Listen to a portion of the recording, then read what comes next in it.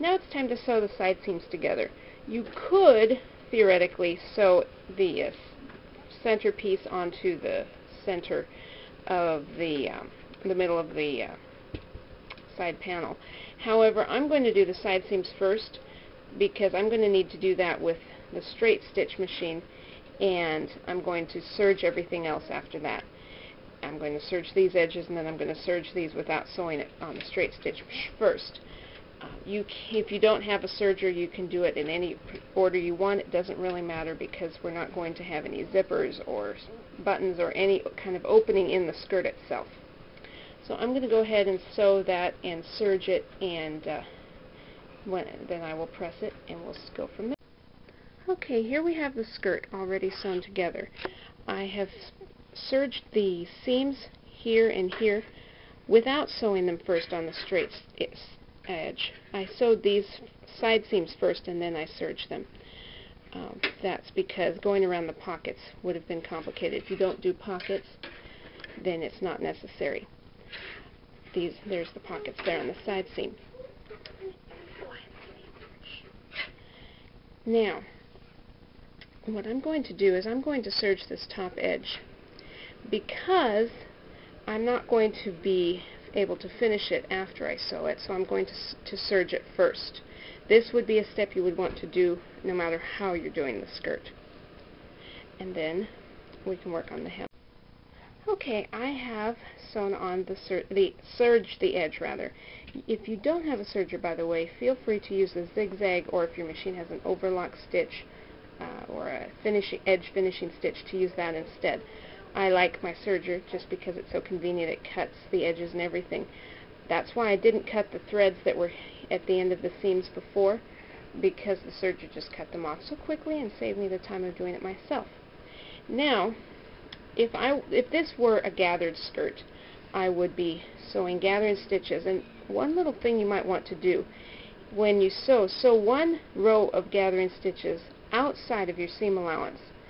This will make a nice even gathers when you sew it, even from the top, as in have the gathers on the bottom and be sewing through the top, which you will want to sew right along one or both of the seams in the hem of the t-shirt, and so you will need to have very good gathers that aren't going to move around.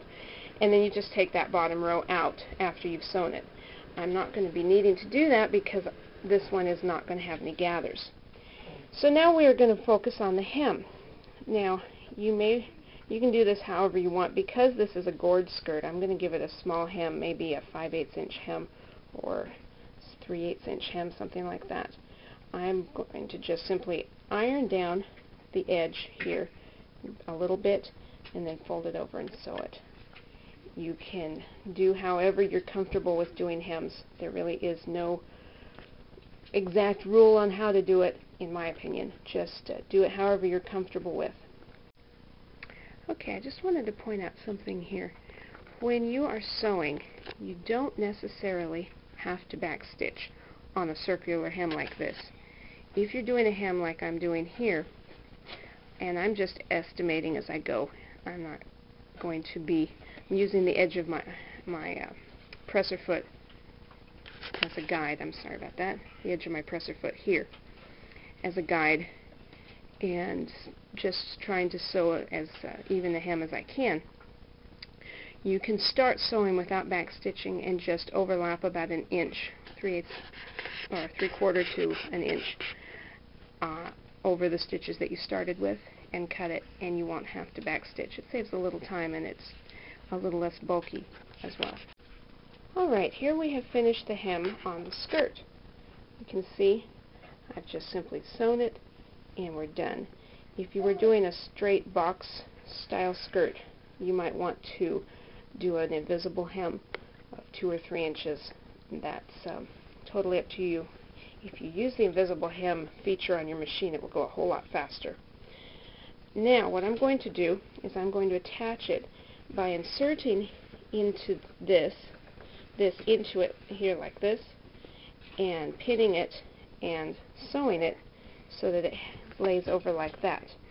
If I had a straight across t-shirt, it would be probably a little easier, but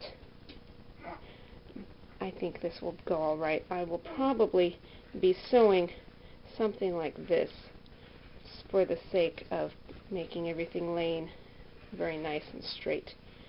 And so I'm going to go ahead and pin and sew that, and then I'll show you what it looks like from the inside.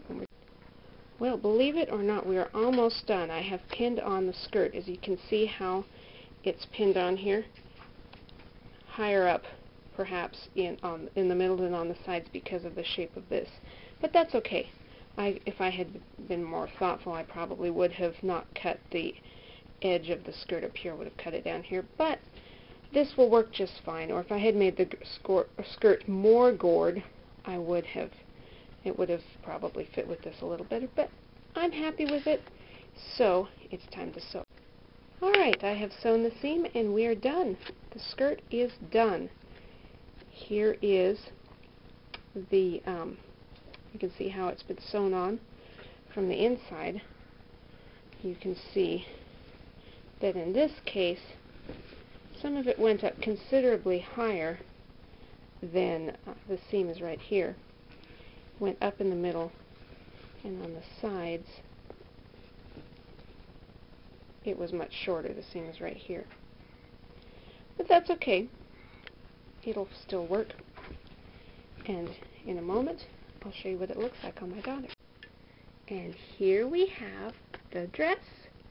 As you can see, the top is a little bit big, making the dress a little long for her, but it's a size big, and it will last her all summer, and maybe even next year too. So smile for everybody! Big smile, Ghislaine. That's a good girl. Do you like your new dress? Yeah. Good. Okay, say bye-bye. Say bye-bye.